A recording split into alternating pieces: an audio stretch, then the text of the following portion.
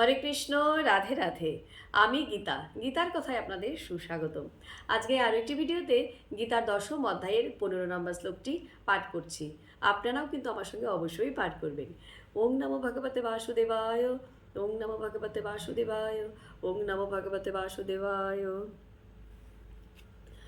স্বয়ং এব আত্মনা আত্মনম বিধুতম পুরুষোত্তম ভূত ভাবন ভূতেশ দেবদেব জগৎপতে।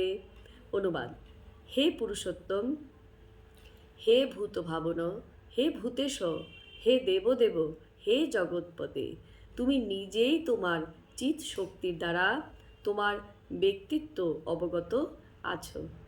তো ভক্তগণ, এমনি করে প্রতিদিন একটি করে গীতা শ্লোক পাঠ করুন আর এই দুর্লভ মানব জনমকে ধন্য করুন। আর আমাকে কমেন্ট করেছেন মমতা দাস। রাধে রাধে, আপনাকেও রাধে রাধে। হরে বল।